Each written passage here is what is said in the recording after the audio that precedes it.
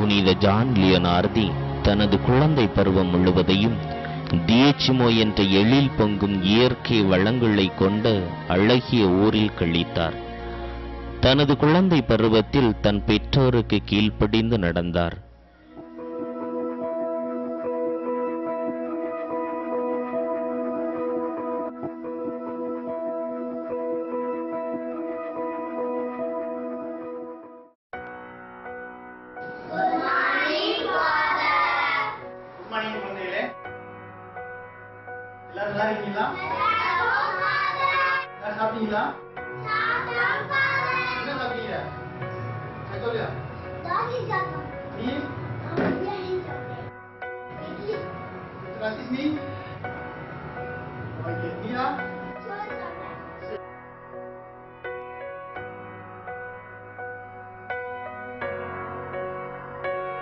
தனது தந்தையின் அறிவுரையின்படி தனது தொடக்க கல்வியை கற்கத் தொடங்கினார். ஞானத்திலும் அறிவிலும் சிறந்தவராக தன் மகன் மாற வேண்டும் என்ற எண்ணத்திலும் ஏக்கத்திலும் இவருடைய தந்தை தொடக்க கல்வி நிலையத்தில் நம் புனிதரை சேர்த்தார்.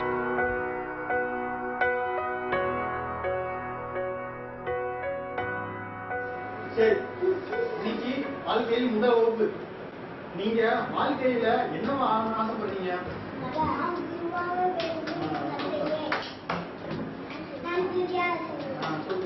வேற யாருக்கு ஆசை? உனக்கு என்ன ஆசை இல்லையா?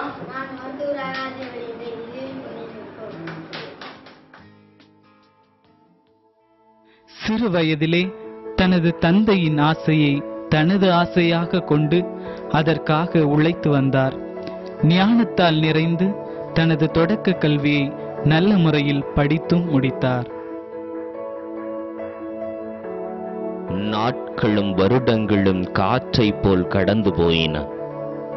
தனது 17வது வயதில் தனது தந்தையின் ஆசைக்கு இணங்க தனது எதிர்காலத்தை தற்காலிகமாக நிர்ணயித்துக் கொண்டார் புனித ஜான் லியோனார்தியார்.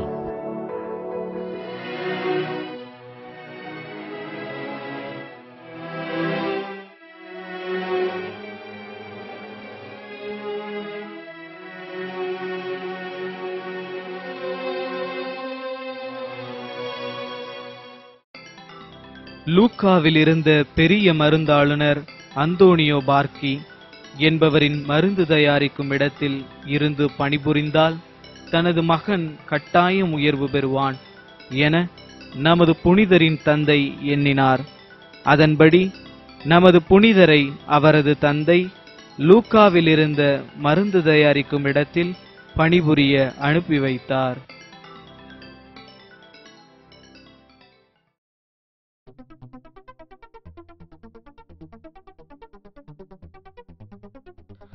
அக்காலத்தில் மருந்து தயாரிக்கும் இடங்கள் பல விவாதங்கள் நடக்கும் இடங்களாகவும் மக்கள் பலர் வந்து கூடும் இடமாகவும் திகழ்ந்தது. இங்குதான் தான் பிறரோடு விவாதம் செய்யும் கலையை கற்றதாக புனிதர் கடிதம் ஒன்றில் மனம் திறக்கின்றார்.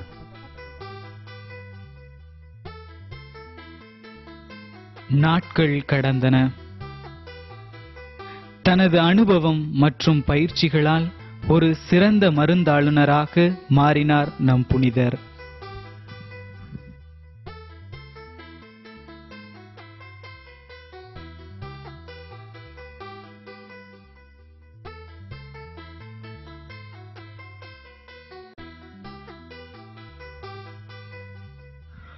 சூரியன் மறைந்தால் காரிருள் பாரினை கட்டாயம் மூடித்தான் ஆகும். அதுபோல அந்த கொடிய நாள் திருச்சபையையும் விட்டு வைக்கவில்லை.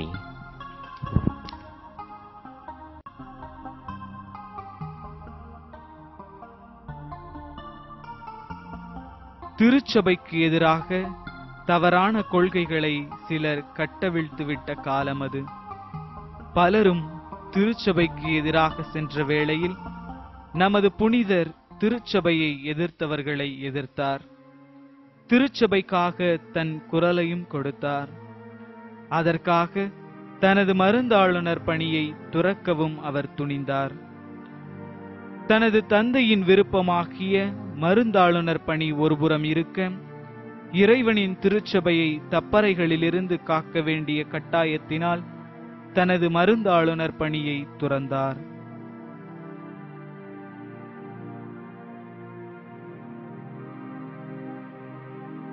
இளைஞனாக இருந்த நமது புனிதர் டோமினிக்கன் சபையைச் சேர்ந்த அருட்தந்தை பிரான்சிஸ்கோ பெர்னார்தினி என்பவரை தனது ஆன்மீக குருவாக கொண்டிருந்தார்.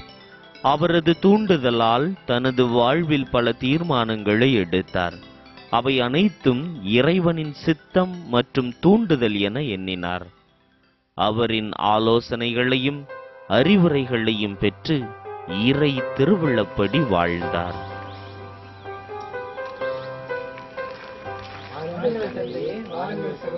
அமருங்கள், அமருங்கள். இவர் பெயர்தான் லியோனார்டோ. இன்று முதல் இந்த குலமணி இயக்கத்தில் இவரும் ஒரு அங்கத்தினராக. உங்களுக்கு சந்தோஷம் தானே? இன்று நமக்கு லியோனார்டோ கொடுத்த நம் இறைவனுக்கு நாம் அனைவரும் சேர்ந்து நன்றி செலுத்துவோம். நன்றி. நாம் அனைவரும் இணைந்து திருச்சபைக்கு ஒரு உதவியர்களாக செயல்படுவோம்.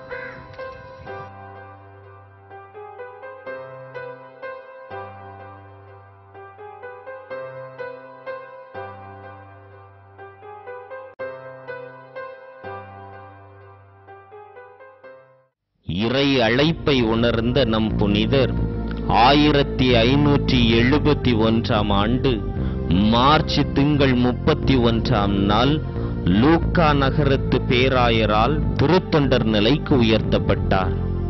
அதே ஆண்டு டிசம்பர் திங்கள் 22 நாள் குருவாக திருநிலைப்படுத்தப்பட்டார்.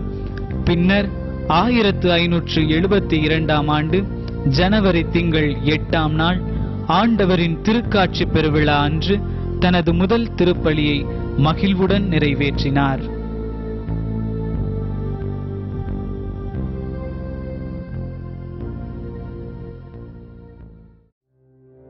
அன்னை மரியின் உடனிருப்பையும் இறைவனின் திருவுள்ளத்தையும் தனது ஜெப வாழ்வால் உணர்ந்த நம் புனிதர் தனது புதிய சபையை உருவாக்க இறைவன் அழைப்பதை உணர்ந்தார். நமது புனிதரின் அழைப்பை ஏற்று ஜார்ஜ் அரிகினி, பத்திஸ்தா சியோனி மற்றும் செசார் பிரெஞ்சியோத்தி என்ற 3 சகோதரர்களும் அவரோடு இணைந்தனர். நான் ஒரு துறவற சபையை நிறுவப் போகிறேன். உங்களில் யாருக்காவது வருவதற்கு சம்மதமா? செசாரை பிரெஞ்சோதியாகிய நான் அன்னை மரியாளின் மீது கொண்ட பக்தியின் காரணமாக உம்மை பின்பற்ற வருகிறேன். ஜார்ஜ் அரிகினியாகிய நானும் தந்தையை பின்பற்ற வருகிறேன். ஜோனி பத்திஸ்தாவாகிய நானும் வருகிறேன். நன்று, வாருங்கள் செல்வோம். தமது சபையின் தனி வரத்தையும் தனித்தன்மையையும் பணிகளையும் சகோதரர்களோடு பகிர்ந்து கொண்டார். மேலும் அவர்களை இறை நம்பிக்கையில் இன்னும் ஆழப்படுத்தினார்.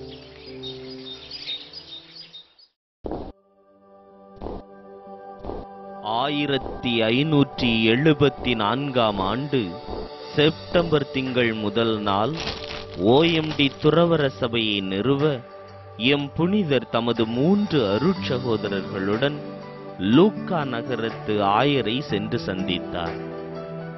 ஆயர் அவர்கள் நன்கு விசாரித்த பின்பு இறையன்னை சபையை துவங்குவதற்கான ஒப்புதலை வழங்கினார்.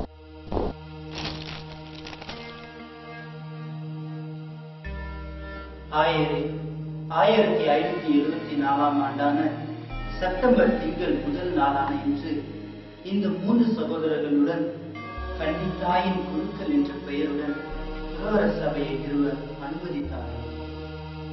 இவருடன் துறவற சபையில் இணைவதற்கு உங்களுக்கு சம்மதமா? நாங்கள் அவருடைய சபையில் இணைய சம்மதமானவரே. அனுமதிக்கின்றேன். அன்னை மரியாளின் பேர் தாங்கி இந்த சபை அன்னை மரியாள் மீது பக்தி கொண்டும் பிறரையும் பக்தியில் வளரச் செய்ய வேண்டும் என்று உங்களை ஆசீர்வதிக்கின்றேன். அன்னை மரியாளின் மீது பக்தி கொண்டவர்களாகவும் திருச்சபை தலைவர்களுக்கு கீழ்ப்படிந்தவர்களாகவும் இன்று முதல் இச்சபையானது செயல்படும் என்று வாக்களிக்கிறேன்.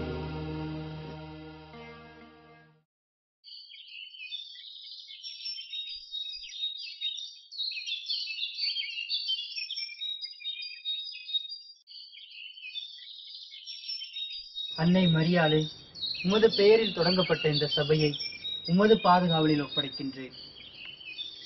அன்னை மரியாளின் பாதுகாவலுடன் நாம் அனைவரும் இறைப்பணியை இணைந்து ஆற்றுவோம். மறைபரப்பு பணியே தனது தலையாகிய பணி என நமது புனிதர் அறிந்திருந்தார். எனவே லூக்கா நகரத்திலும் அதனை சார்ந்த பிற மறைமாவட்டங்களிலும் உள்ள குழந்தைகளுக்கு மறைக்கல்வி வழியாக கடவுளை பற்றி போதிக்க துவங்கினார்.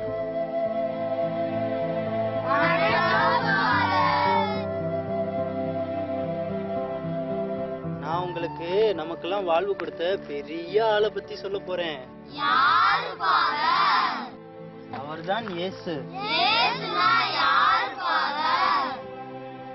இவர்தான் நமக்கெல்லாம் வாழ்வு கொடுத்த கடவுள், தம்மையே சிலுவையில் கையெழுத்த மெசியா. இவர்தான் மூவொரு கடவுள். மூவொரு கடவுள்னா தந்தை, மகன், தூயாவி. இதெல்லாம் உங்களுக்கு யாருக்கும் சொல்லித் தரலையா? நான் உங்களுக்கு சொல்லித் தரேன்.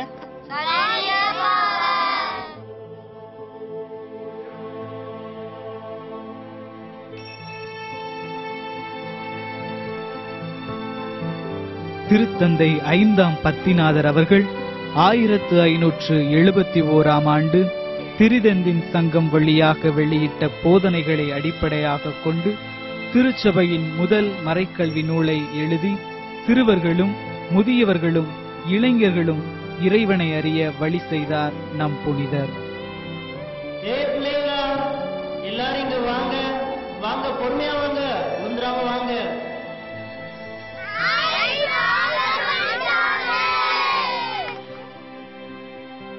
இல்லைங்களா? நான் சொல்லி தந்ததெல்லாம் ஞாபகம் வச்சிருக்கீங்களா? மூவர் கடவுள்னா யாருன்னு சொல்லுங்க பாப்போம்.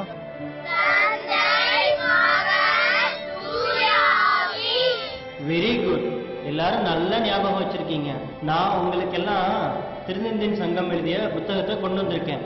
அதில் உள்ளதை நீங்க நல்லா படிச்சு கடவுளை பத்தி இன்னும் நல்லா தெரிஞ்சுக்கணும். சரியா?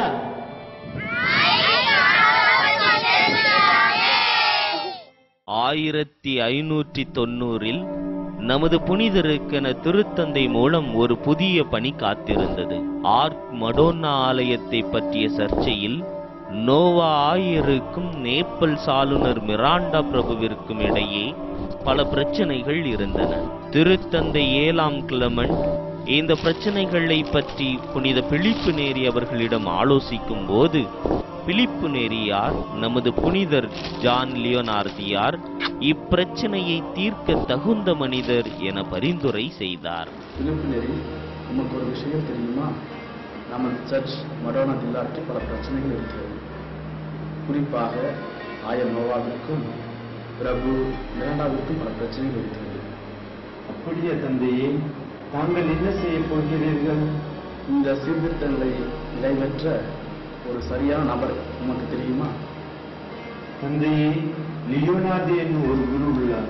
அவர் சிறந்த சீர்திருத்தவாதி. அப்படியானால் அவரை என்னிடம் அழைத்து வாருங்கள். அப்படியே ஆகட்டும் தந்தையே.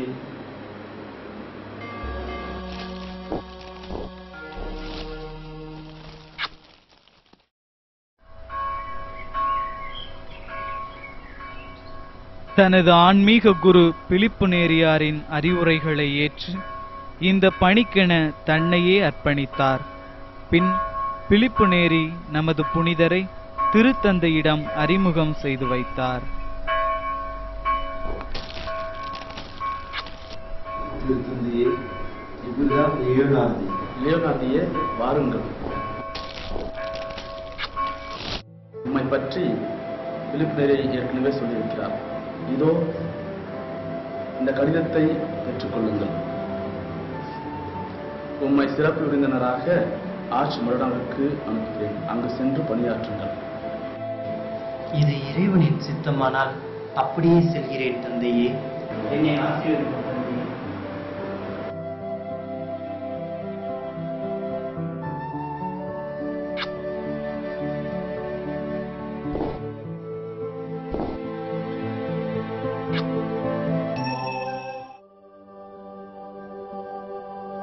திருத்தந்தையின் ஆசி மற்றும் கடிதத்தை பெற்று அப்போஸ்தலிக்க விருந்தினராக அழகும் எழிலும் நிறைந்த அன்னை மரியாளின் ஆலயமான ஆர்க் மடோன்னாவிற்கு நமது புனிதர் தமது சீர்திருத்தங்களை மேற்கொள்ள விரைந்தார்.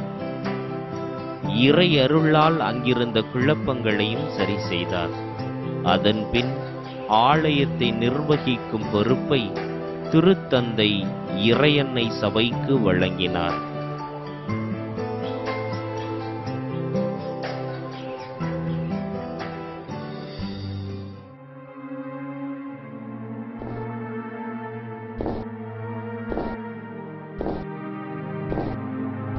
வாருங்கள் தந்தை, தங்கள் வருகை பற்றி முன்னே அறிவிக்கப்பட்டது. வணக்கம். நான் திருத்தந்தையின் அப்போஸ்தலிக்க விருந்தினராக வந்துள்ளேன். அதையும் நாங்கள் அறிவோம். இந்த ஆலயத்தில் உள்ள அனைத்து பொறுப்புகளையும் நான் தான் பார்க்க வேண்டும். நீ எனக்கு கீழ்ப்படிய வேண்டும். என்ன? இந்த ஆலயத்தில் உள்ள அனைத்து பொறுப்புகளையும் நீ பார்த்துக் கொள்வதா? இந்த ஆலயம் முழுவதும் என்னுடையது. இந்த ஆலயத்தில் உள்ள பொறுப்புகள் அனைத்தையும் நான் தான் பார்த்துக் கொள்வேன். நான் மட்டுமே பார்த்துக் கொள்வேன். நான் தான் பார்த்துக் கொள்வேன். நான் பார்த்துக் கொள்வேன். நான் தான் பார்த்துக் கொள்வேன். நான் பார்த்துக் கொள்வேன். நான் தான் பார்த்துக் கொள்வேன். நான் மட்டுமே பார்த்துக் கொள்வேன். நான் மட்டுமே பார்த்துக் கொள்வேன். சண்டைகள் நாம் அனைவரும் இறைவனின் பணியாளர்கள் என்பதை மறந்து விடாதீர்கள். அன்று இயேசு எவ்வாறு சீடர்களுக்கு தன் பாதங்களை கழுவி பணியாளரை நிரூபித்தாரோ அதே போல நாமும் வாழ வேண்டும். எல்லாமே இறைவனின் அறிவிக்க மகிமை கேட்க.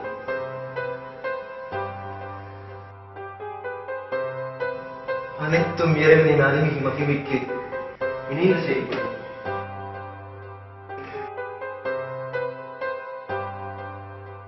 ஆயிரத்து 596 நமது புனிதர் கம்பேனியாவுக்கு திரும்பினார். இம்முறை துறவற சபைகளை சீர்திருத்தம் செய்யும் கடினமான பணிகள் காத்திருந்தன. அதற்காக அவர் அழைக்கப்பட்டார். அதனை இறை திருவுளம் என அறிந்து ஏற்றுக்கொண்டார். லியோனார்டியே, திறமையாக பணியாற்றியிருக்கின்றீர்கள். நன்றி தந்தையே. எல்லாம் இறைவனின் அருளாலும் அன்னை மரியாளின் பாதுகாவலின் தான் தந்தையே. இந்த ஆலயத்தை நீங்களே நிர்வாகம் செய்ய ஆசைப்படுகின்றேன். உங்கள் சபையினரோடு சேர்ந்து அங்கு பணியாற்றுங்கள். நன்றி தந்தையே. மொந்தேவோஜின் மடாலயங்களிலும் துறவற இல்லங்களிலும் என்னென்ன மாற்றங்கள் கொண்டு வர தேவை என அவர் நினைத்தாரோ அவைகளை செயல்படுத்தும்படி திருத்தந்தை அவரை பணித்தார்.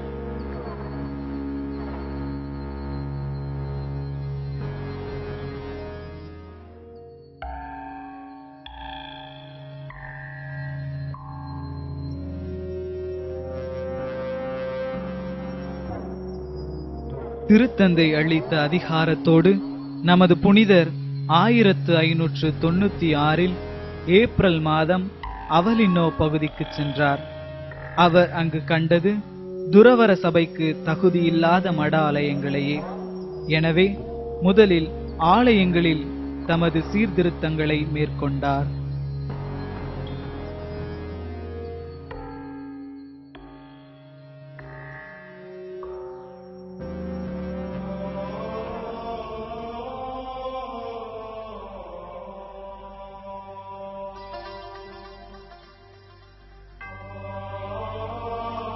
நமது புனிதருக்கு முன் 5 ஆயர்கள் இப்பணியில் ஈடுபட்டு வெற்றி காண முடியவில்லை. ஆனால் நம் புனிதர் இறையருளால் வெற்றி கண்டார். பல பிரச்சனைகள் மற்றும் இன்னல்களின் மத்தியிலும் சீர்திருத்தங்களை சிறப்பாக செய்து முடித்தார். வளம்புரோசா மற்றும் மொந்தே சன்சாரியோ ஆகிய பல துறவற மடங்களை சீர்திருத்தம் செய்து புதுப்பித்தார். அங்குள்ள ஆலயங்களையும் சிறப்பான விதத்திலே புதுமை கலந்த ஆலயங்களாகவும் மாற்றினார்.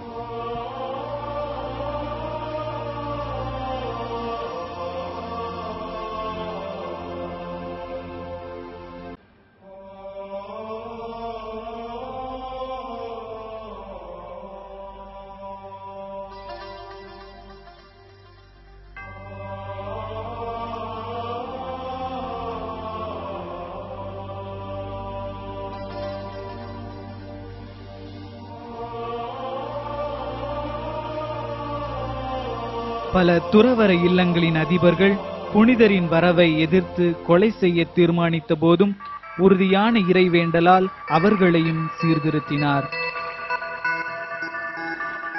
உங்கள் ஆலயம் சரியில்லை, அதில் இறைவன் வாழ்கிறார் என்பதை மறந்து விட்டீர்களா? உங்களது துறவற வாழ்வும் சரியில்லை, நீங்கள் எல்லாம் ராஜாவாக வாழ்கிறீர்கள். நீர் என்ன சீர்திருத்தம் என்ற பெயரில் எங்களை துன்புறுத்த வந்திருக்கிறீர்களா? உண்மையெல்லாம் கொன்றொழிக்க வேண்டும்.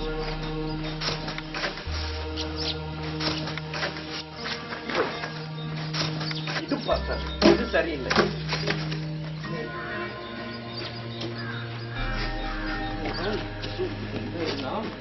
அருள் நிறைந்த மரியே வாழ்க, கர்த்தருடனே உங்களுக்குள் ஆசீர்வதிக்கப்பட்டவள் நீரே, உடைய திருவயிற்றின் கனியாகிய இயேசுவும் ஆசீர்வதிக்கப்பட்டவரே. அச்சிஷ்ட மரியாயே, திரேஷ்டிய மாதாவே, பாவிகளா இருக்கிற எங்களுக்காக இப்பொழுதும் எப்பொழுதும் எங்கள் மரண நேரத்தில் வேண்டிக் கொள்ளுமாக.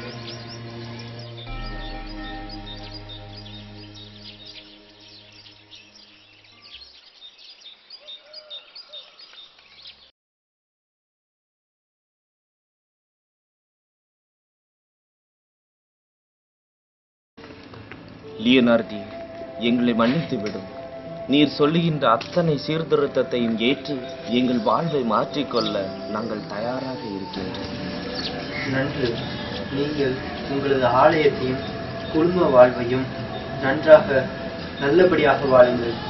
இறைவனே உங்களது வாழ்வின் மையமாக இருக்கட்டும்.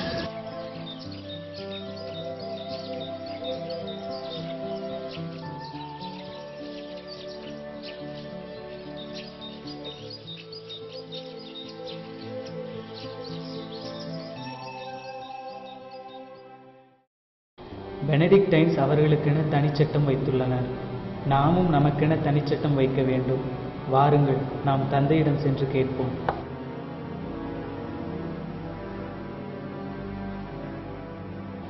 வாருங்கள். வணக்கம். என்ன வேண்டும்? தந்தையே, பெனடிக்டைன்ஸ் அவர்களுக்கென தனிச்சட்டம் வைத்துள்ளனர்.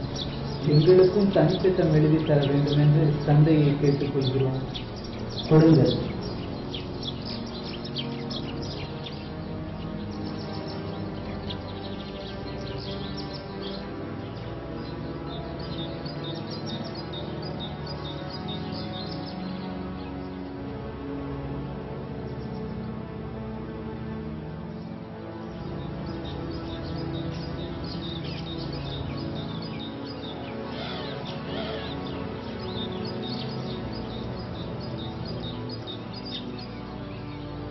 கீழ்ப்படிகள். இதை கடைபிடியுங்கள். இதையே உங்கள் வாழ்வாக்குங்கள். இறைவனை உங்கள் மனக்கண்முன் கொண்டு அவர் வழி செயல்படுங்கள்.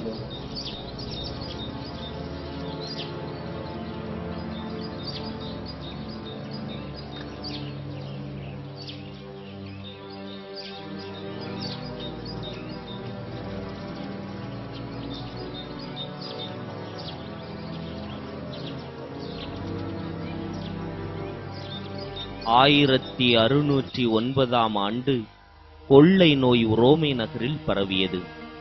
பலரும் தனக்கு இந்த கொள்ளை நோய் தொற்றிக் கொள்ளுமோ என ஓடி ஒளிந்து கொண்ட வேளையில் தன்னை பற்றி கவலைப்படாமல் இறைவனை மட்டும் நம்பி நோயாளிகளை தமது இல்லத்திற்கு அழைத்து வந்து மருத்துவ உதவிகள் பல செய்தார். அவர்களுக்காக எப்பொழுதும் அன்னை மரியாளிடம் வேண்டினார் நம் புனிதர்.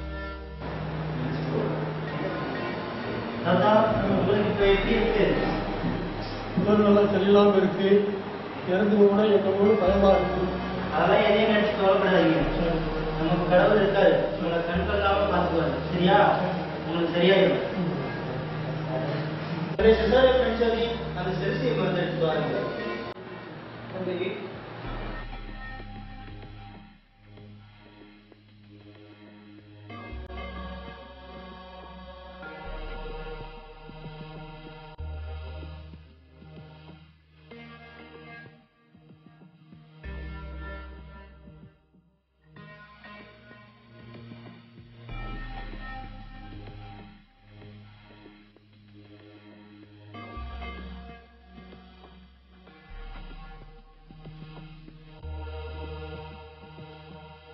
இறை அன்பும் பிறரன்பும் நிறைந்த நம் புனிதரின் பணி அவருக்கு அந்த கொள்ளை நோயையே பரிசளித்தது.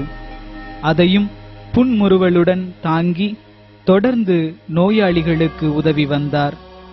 நாட்கள் நீளவே இக்கொள்ளை நோய் புனிதரை அதிகமாய் தாக்கியது. தனது இறுதி நாட்களை உணர்ந்த அவர் பணிகளை பகிர்ந்தளித்தார்.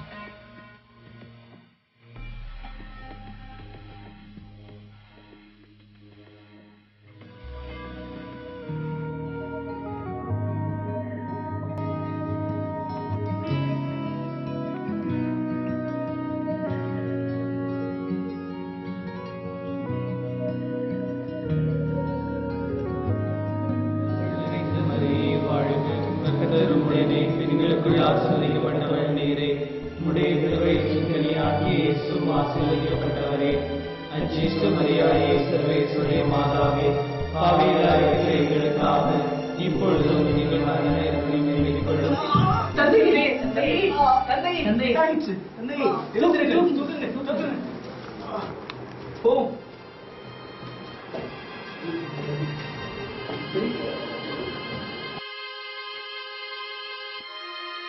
தந்தையே, என்ன சதிகளையும் சீர்திருத்த பண்ணுங்க.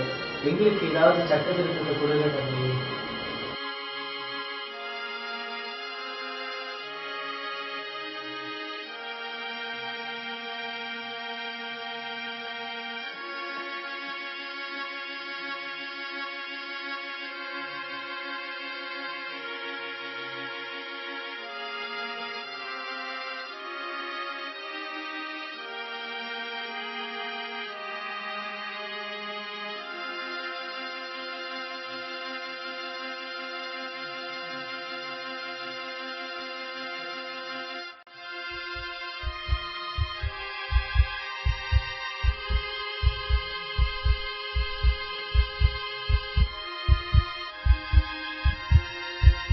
தமது மரண படுக்கையை சூழ்ந்து நின்ற குருக்களுக்கு அறிவுரைகளையும் ஆன்மீக செய்திகளையும் கூறிய பின் சிலுவையை கையில் ஏந்தி அன்னை மரியின் திருவுருவத்தை உற்று நோக்கியவராய் தனது ஆவியை இறைவதம் கையளித்தார் நம் புனிதர் ஜான் லியோனார்தியார்.